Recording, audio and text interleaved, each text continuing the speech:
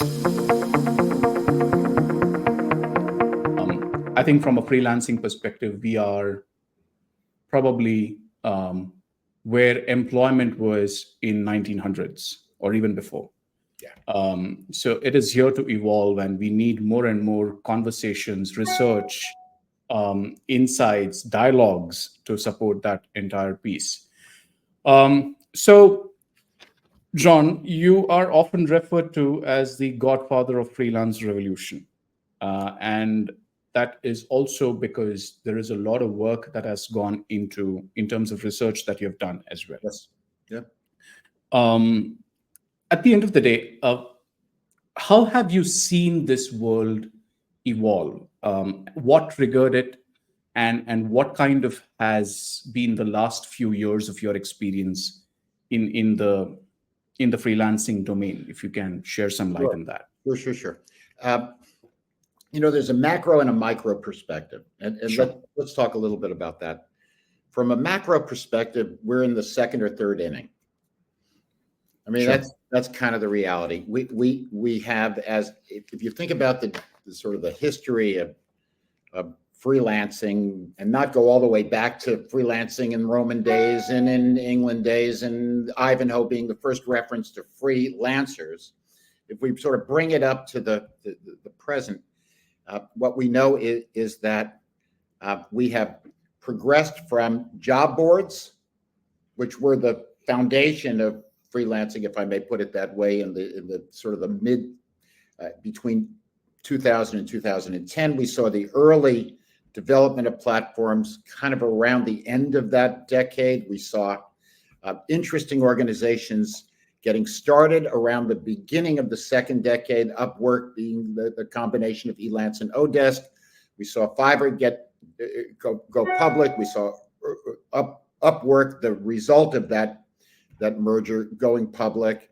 We've seen Freelancer, which now has 59 million participants, 59 million experts on its platform, which, by the way, is somewhat larger than the nation of Saudi Arabia. It would be 41st among countries if freelancer.com was a country. So Wow. What have we learned? What we've learned is that we are an easy sell for freelance, for early stage companies and for startups. Some small and medium-sized companies as well. Why? Because they have less money, they have less opportunity, they have less reputation to attract employees, and so they have more need for contingent staff. And as their funding starts to impact how they do, they've got more need for flexibility in their staffing.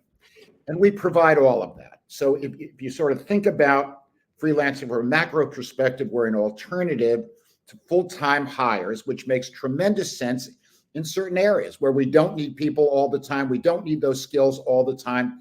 We have limitations in terms of cost. We have changes in terms of the way in which we're developing our companies, and all of those say freelancing makes sense. Here's the rub. It's a change. And because it's a change, and because change represents uncertainty, and because uncertainty represents risk, it's been very tough for big corporates to sign on, except on an exceptional basis. That doesn't mean that they're not using freelancers, but it means they're not using freelancers at scale in the kind of organized way that grows this industry.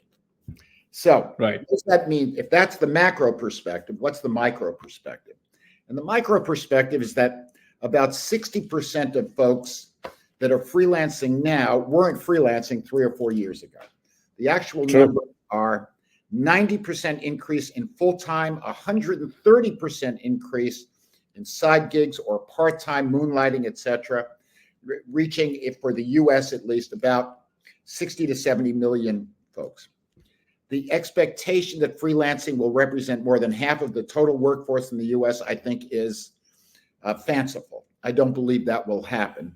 But, it's nice to see the potential is rising. What is it that people want from freelancing? They want choice, they want agency, the ability to have impact, and they want flexibility. Those are the things that are driving the choice from full-time work to the choice of becoming a freelancer. 60% of these folks overall are pleased with or satisfied with how they're doing financially and the kinds of work they're getting. 38 to 40%, not so much. Why is that the case? Well, the first most important case, and we'll get into this later is in detail, is that freelancers hate selling. Freelancers are introverts in many respects. They don't enjoy asking for business. They don't want to talk about money. They want all that to happen magically, and it doesn't happen magically. So the people that are good at freelancing are the people that are thinking about it as a business, not as a craft. And that is a very important thing to keep in mind.